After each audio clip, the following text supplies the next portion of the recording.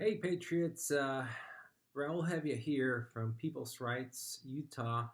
I just wanted to bring you a short message and bring light to some of the things that have been happening across the states or the state. And as you know, we're losing our rights, just so quick you can't even breathe and keep pace with this. There's just plenty of violations going on around the state from I just got trespassed at the Utah Department of Safety. I was trying to get my driver's license, so I transferred from the state of Florida, and they trespassed me there for recording my interaction with the attendants. And the supervisor came out and said I didn't have any right to record them. They had a right not to be recorded, and so the ignorance is just amazing. People that are public servants working in a public building, they have no idea what a right is and what is not. Even as public servants. So, and that's nothing. I mean, I have a friend up in Utah County. His name is Ken Cromar. I want to talk about him because we've been asking a lot of people to go out and help this man. Um, there's currently a conspiracy going on, trying to take this man's property away from him. There's even a bishop, an LDS bishop, and I say that uh, with a lot of reservation. I am LDS, and I am an active member, and but it's just painful to see that even a bishop is involved in the conspiracy to take this man's property away from him. He hasn't had due process. Due process is afforded to every person in this country by the Constitution of the United States. That should be reason enough for people to go out and help this man and not question, what is going on with this man. Did he not pay his taxes? Um, things I get all kinds of questions like that. And we all have the right to due process. He has been fighting this for 3 years. He already had a SWAT team come out, kick him and his wife and children out of the home, uh, all dressed up in tactical gear, with long guns and everything. And they went ahead and um, put the house up for auction. This bishop in Alpine, Utah, sent a straw man out there to bid for the property. He bid, he won the bid, and then he didn't have the money to deposit for it. So, the first thing, it was an illegal auction. The second thing is, you can't send a straw man out there to bid for a property. You have to represent yourself and be the one, buying the property itself. And then you have to deposit money. Everything was illegal. He got his house back. He was able to go back into the house. This man has filed many, many motions to see his day in court and have due process, and it hasn't happened.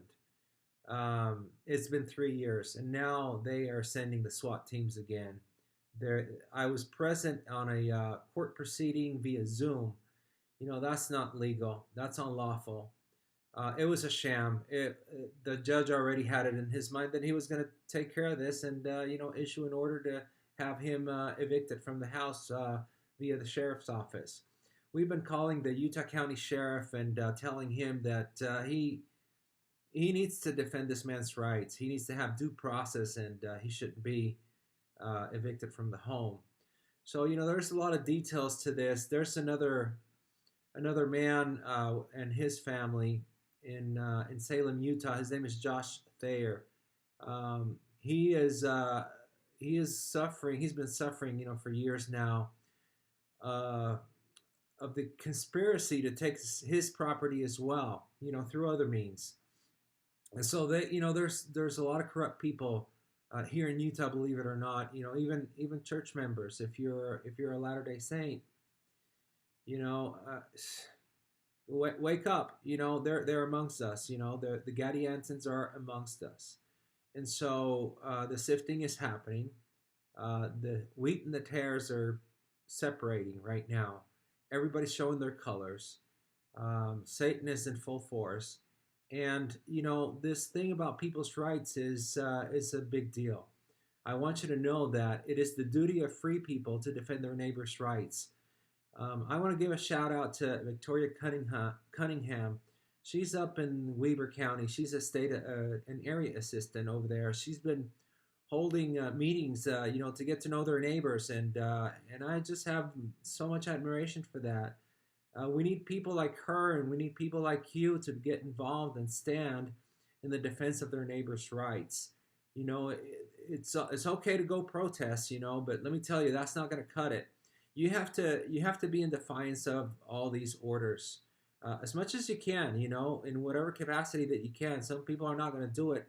I respect that, but if you can, and if you can muster enough courage, you need to defy the orders, and you need to bring people with you so that all of you can stand against the authorities and tell them that they are wrong, that they are violating your rights, your God-given rights, and make them reflect and think about their oath to the Constitution that they have made. They don't even know what that means. They don't remember that they made an oath, or they don't remember what's involved in an oath. They don't know the Constitution, and we don't know the Constitution. We have a duty to learn and read the Constitution, and find a couple of dates during the year to read that with your family and with your friends, and at least read part of it, and then read the other part, and understand, what these inalienable rights mean. I see people like Ammon Bundy up in Idaho, and all the patriots up there with, there's just a whole bunch of patriots over there just fighting the fight. They're going to the they're going to the state capitol building to the legislators, and they're watching the process, and they want to be present, and they're getting arrested. They're getting thrown out of the people's house by the Idaho State Police. I mean, if you can believe this is where we're at. This is our house, and they're kicking us out. They don't want us there because we're exerting pressure. But you know what? It's creating change. The legislators in Idaho have said that that event where Ammon got arrested, and there was just a whole bunch of people there watching the process, and watching what they were doing, it made them feel accountable. We have to do the same thing here in every state. We have to really kick some butt, and I say that in a peaceful manner. If it takes arms to defend your life and your property, then so be it. But we can pressure our legislators and our authorities peacefully, and we can tell them, hey, you know what? You're not respecting our rights. You're breaking your oath to the Constitution. We have to make these people accountable. We have to file all kinds of redresses of grievances and complaints against their bonds. They can lose their jobs, and they can lose their property too by violating people's rights. You have to study all these laws. What is the law of the land, which is the Constitution of the state and the Constitution of the United States. So we have to understand these things. We need teams of people to gather together in groups of 3 or 4 or 5 or 2 even, and do research and do some hard research, and let's get some programs going. We need to fight for our freedom. We've lost them all. This is where we're at today is, you got to understand, my family lost everything in Cuba. My dad tried to kill Castro 3 times. He went to jail twice. They were going to shoot him in there. There were no trials back then. And they lost everything. They lost everything because 90% of the people were welcoming Castro into the country as the new dictator. They thought that he was going to restore democracy there, and of course he never did. And it brought what was the 6th economy of the world into the last economy of the world, or somewhere around there. I mean, people live in misery there. There's nothing there. There's nothing. There's no medical care. There's no food. There's no clothes. There's nothing. It's whatever the Cubans that have escaped the island are bringing back to their families over there, and they're siphoning all this money out of here. And the people in Cuba just They just can't do anything. They are oppressed. They have the boots on their throats. They have no guns to defend themselves, and we're going there. We're fastly approaching there right now. They're gonna have everybody on a ration book like they have in Cuba. In Cuba, they give you a rationing book, and it says you can't trade without that book. You can't trade. You can't go to the store and buy food. You can't buy beans, rice. You can't buy meat. I mean, there's no meat, but you can't buy sugar. You can't buy coffee. You can't buy. If you don't have that book, the rationing book, you're done. You don't. There's just can't trade. You have to do it on the underground, and the underground is super expensive, and so that's coming to the United States via your beautiful little computer that you carry around everywhere, and I'm thinking I'm going to go to a flip phone or something like that. But this is it's tracking us, and it's putting us in a position where we're going to have an application there that it's going to say whether we can go to the store, we can travel, we can work. We've lost rights to work already. I lost that in Florida. My business was decimated over there. 3 months in shelter-in-place orders. Nobody wanted to meet with me. I do life insurance and annuities, and I do planning for people. And I got to sit down in front of somebody and look at them, and I need to see their facial expressions. Nobody wanted to see me. Nobody wanted to see me at their home. Everybody was scared out of the wits, and the whole South Florida was just shut down and at a standstill. That place is burning right now, and I have friends over there fighting for freedom, and I just admire what they're doing. And you need to pay attention to all that's happening. So, anyways, I don't want to make this a long video, but I do want to say we need to assemble. And I live in Washington, Utah, here in the St. George area, Washington County.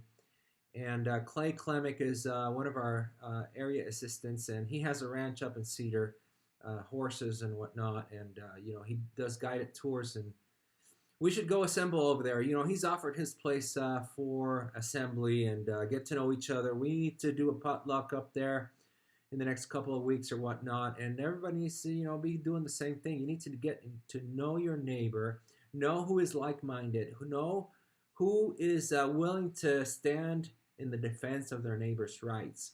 And when we do that, we'll become a force to be reckoned with. And I want to give a shout out to many organizations, and I can't remember them all, but down here in St. George, we have the